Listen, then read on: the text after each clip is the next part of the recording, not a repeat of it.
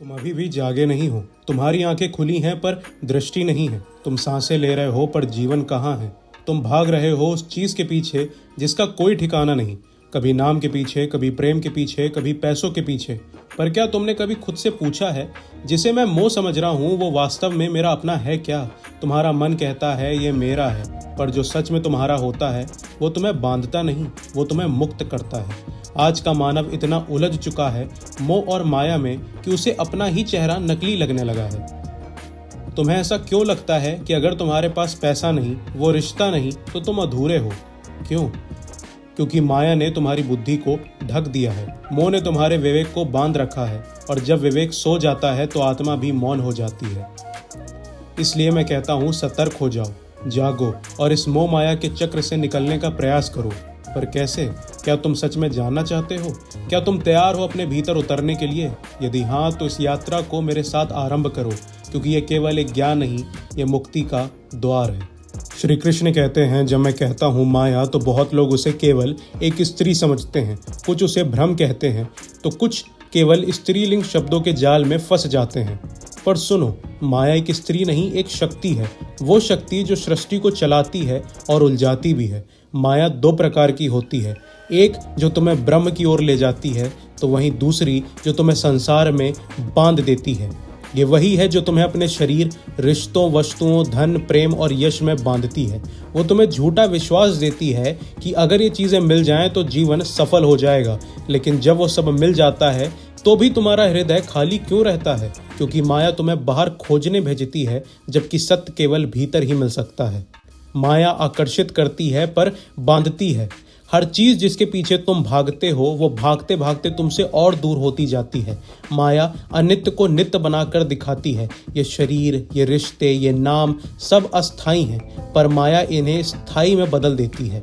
माया हर युग में नए रूप लेती है। सोचो, जिसे तुम अपना कहकर जी रहे हो, क्या वो सच में तुम्हारा है या केवल माया का दिया हुआ भ्रम है? सोचो, उत्तर मत दो अभी। इस उत्तर को तुम मेरे साथ इस यात्रा के अंत में पाओगे। श्री कृष्ण कहते हैं, अब तुमने मेरी वाणी सुनी, पर क्या उसे अपने हृदय में अनुभव किया?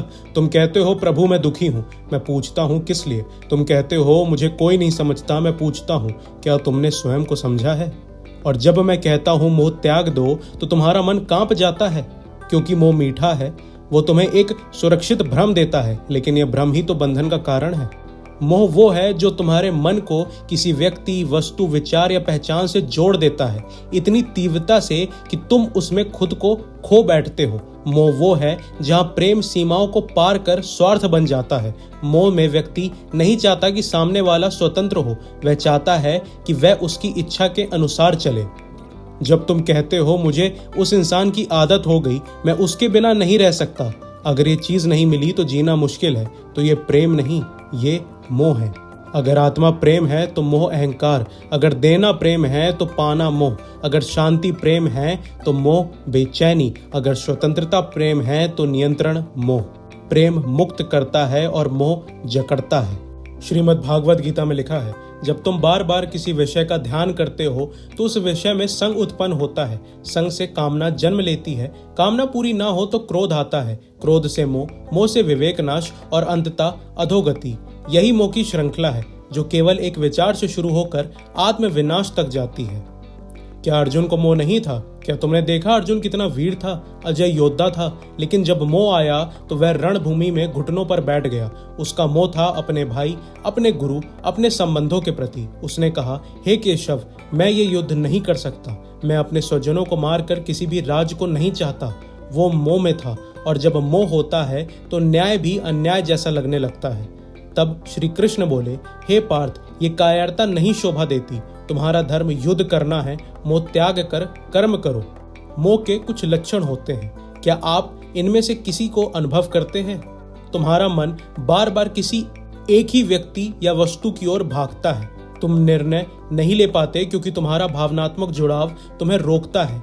तुम दुखी हो लेकिन फिर भी वही आदत दोहराते हो। तुम भीतर से डरते हो खोने से, पर बाहर से दिखाते हो कि सब ठीक है। तुम्हें लगता है कि कोई तुम्हारे बिना जी ना सके, लेकिन यही भ्रम तुम्हारे अंदर घमंड बनकर जन्म लेता है। तो आखिर मोह का अंत कैसे हो? श्रीमद् भागवत गीता में लिखा है, जो व्यक्ति अशक्त होकर कार्य करता है वही सफलता प्राप्त करता है। मोह से मुक्ति का पहला उपाय है कर्म करते हुए अशक्ति का त्याग। जब तुम प्रेम करो तो यह जानकर करो कि वो तुम्हारा नहीं है, वो स्वयं का है। जब तुम कुछ चाहो तो यह जानकर चाहो कि यदि वो मिला तो यह कृपा है, और अगर ना मिला तो यह भी मेरी उन्नति का कारण है। अब मैं आपसे एक प्रश्न पूछता हूँ, तुम्हारा जो भी सबसे बड़ा दुख है, क्या वह किसी छूटे हुए व्यक्ति, चली गई चीज या पूरी न हुई अपेक्षा के कारण है? यदि हाँ, तो समझो तुम मोह में हो, और जब तक मोह है तब तक मनुष्य मुक्त नहीं हो सकता। श्री कृष्ण कहते हैं, अब तक तुमने मोह को समझा, उसकी जड़ें देखी, उसका प्रभाव जाना। अब समय है उपचार का, अब समय है मुक्ति का। ध्यान से सुनो। हे आत्मन, माया को केवल ज्ञान से नहीं हटाया जा सकता। माया हटती है अनुभव, अभ्यास और शरण से। अब मैं तुम्हें 5 ऐसे उपाय बताऊंगा जिन्हें यदि तुम जीवन में उतार लो तो स्वयं माया तुम्हें छू नहीं सकेगी। पहला उपाय है स्वधर्म पालन। अपने कर्म का निर्वाह मोह त्याग कर। गीता कहती है, अपने धर्म में मर जाना भी श्रेयस्कर है, दूसरों के धर्म में जीना भी भयावह है। मोह तब जन्म लेता है जब तुम दूसरों की सफलता, जीवन, संबंध और उपलब्धियों में अपनी तुलना करते हो। इसके उपाय में तुम सिर्फ अपने कर्म पर ध्यान दो, अपनी गति पर। तुलना से बचो। बार बार पूछो, क्या यह मेरा धर्म है या समाज का दबाव? क्या तुम अपने कर्म कर रहे हो या केवल समाज को खुश करने के लिए वो पाने की कोशिश कर रहे हो जो शायद तुम कभी पाना ही नहीं चाहते हो? दूसरा उपाय है वैराग, भीतर से अनासक्त रहना। श्री कृष्ण कहते हैं, वैराग का अर्थ त्याग नहीं बल्कि भीतर से बंधन से मुक्त होना है। तुम संसार में रहो पर संसार तुम्हारे भीतर ना रहे। तुम प्रेम करो लेकिन अपेक्षा के साथ नहीं। तुम लक्ष्य रखो लेकिन हारने से डर कर नहीं। आज मोह बनता है खराब रिश्तों में, जहां प्रेम नहीं केवल आदत होती है। काम में ज्यादा लगाव रखने से, जहां तुम बहुत जल्दी तंग आ जाते हो। हर दिन स्वयं से अलग होना सीखो। ध्यान, जप या फिर शांत में बैठकर अपने मन को रीसेट करो। तुम्हारी चाहतों में प्रेम है या सिर्फ डर? तीसरा उपाय है अभ्यास योग, मन पर अधिकार। गीता कहती है, अर्जुन ने कहा, मन बहुत चंचल है। श्री कृष्ण बोले, हाँ, पर अभ्यास और वैराग से वश में आता है। मोह और माया से मुक्ति कोई एक दिन की बात नहीं, ये अभ्यास है। जैसे जिम में शरीर बदलता है, वैसे ही साधना में चित्त बदलता है। हर दिन एक समय अपने भीतर उतरने का अभ्यास करो। लोग क्या कह रहे हैं, इससे समय निकाल कर स्वयं अनुशासन की आदत डालो। चौथा उपाय है सुख दुख में समान दृष्टि। श्री कृष्ण कहते हैं, जो सुख दुख, जय पराजय, मान अपमान में समान रहता है वही योगी है। माया हमें तब बांधती है जब हम केवल सुख चाहते हैं और दुख से भागते हैं, पर जीवन दोनों का मिश्रण है। जब सुख मिले अहंकार ना बढ़े, जब दुख आए आत्मा ना गिर जाए। खुद से कहो, ये भी बीत जाएगा। क्या तुम अपनी भावनाओं के गुलाम हो या साक्षी भाव में देखने की कला सीख ली है? पांचवा उपाय है मेरी शरण में आओ, अहंकार का विसर्जन। श्रीमद् भागवत गीता में लिखा है, त्याग दो सारी कल्पनाएं, संघर्ष, घमंड, संदेह और बस मेरी शरण में आ जाओ।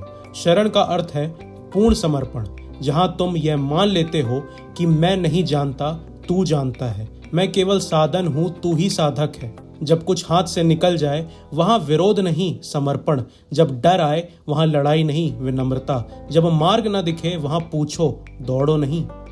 हर दिन एक प्रार्थना, हे कृष्ण, मुझे मेरी बुद्धि से नहीं तेरी दृष्टि से चलने दे। श्री कृष्ण कहते हैं, मुक्ति तुम्हारे बहुत पास है, पर क्या तुम सच में तैयार हो मोह को छोड़ने के लिए, या तुम केवल सुनकर फिर उसी भ्रम में लौट जाना चाहते हो? यदि आपने यहाँ तक सुना है तो यह कोई सामान्य वीडियो नहीं, यह आपके भीतर की यात्रा का प्रारंभ है। नीचे कमेंट में लिखो, मैं श्री कृष्ण के शरण में मोह को त्यागने के पथ पर चलने को तैयार हूँ। और इस वीडियो को किसी ऐसे व्यक्ति को भेजो जो आज माया से जकड़ा हुआ है पर भीतर से मुक्ति चाहता है।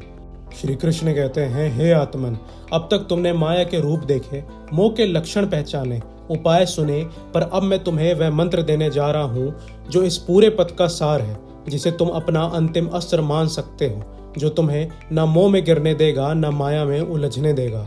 वह मंत्र है स्मृति, साधना और शरण। स्मृति, जब मन कृष्ण को भूल जाता है माया की शक्ति 100 गुना बढ़ जाती है, पर जैसे ही तुम श्री कृष्ण को याद करते हो वह शक्ति तिन के समान हो जाती है। माया की सबसे बड़ी चाल है तुम्हें भुला देना, ताकि तुम स्वयं को भी भूल जाओ। क्या तुम्हारा भी दिन फोन से शुरू होकर फोन पे ही खत्म होता है? तो वह दिन तुम्हारा नहीं रहता। वह माया का हो जाता है।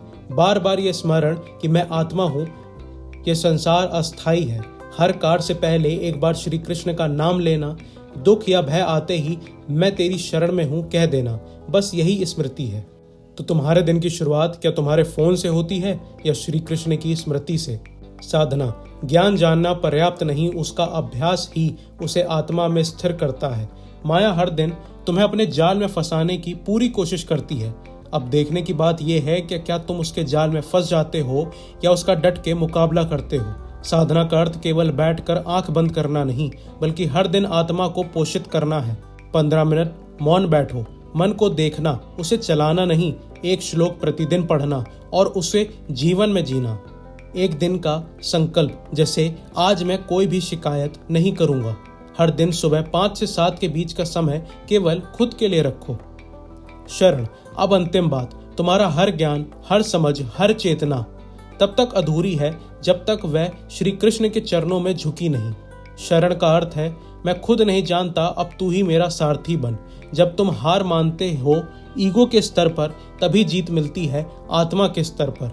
शरण के संकेत हैं, अब मैं अपने डर के साथ लड़ाई नहीं करूंगा, अब तेरे चरणों में रख दूंगा। अब मैं हर चाह में भी इच्छा देखूंगा। शरण के संकेत हैं, अब मैं अपने डर के साथ लड़ाई नहीं करूंगा, उसे तेरे चरणों में रख दूंगा। अब मैं हर चाह में तेरी इच्छा देखूंगा, अब मैं फेलियर को भी तेरी लीला मानूंगा। श्री कृष्ण की वाणी है कि अब आंखें बंद करो और मुझसे कहो, हे माधव, मैं मोह में फंस गया हूँ, मुझे राह दिखाओ। मुझे तुझसे कुछ नहीं चाहिए सिवाय तेरी शरण, तेरी दृष्टि और तेरी स्मृति के। जो भी तेरा है मैं उसे स्वीकार करता हूँ, जो भी छूटता है मैं उसे भी तेरी इच्छा मानता हूँ। मैं अब खुद नहीं चलूँगा, तू ही मेरा सारथी बन। अब तुम इस संसार में रहोगे पर उसमें डूबोगे नहीं। तुम प्रेम करोगे लेकिन बंधोगे नहीं। तुम कमाओगे पर खुद को मूल्य से नहीं तौलोगे, क्योंकि अब तुम जानते हो सत्य केवल श्री कृष्ण की चरणों में है। यदि यह पूरी वाणी तुम्हारे हृदय तक पहुंची है तो इसे अपने जीवन की डिजिटल गीता बनाओ। कमेंट करो, अब मैं मोह नहीं श्री कृष्ण को पकड़ूंगा, और इस वीडियो को अपने किसी ऐसे भाई या बहन को भेजो जो इस समय कंफ्यूज है, दुख या मोह में फंसा है। यह वाणी उसकी रक्षक बन सकती है। अब तुम जाग चुके हो, पर इस जागरण को स्थायी बनाना तुम्हारी जिम्मेदारी है। मैं सदा तुम्हारे साथ हूँ, पर क्या तुम सदा मेरी स्मृति में रहोगे?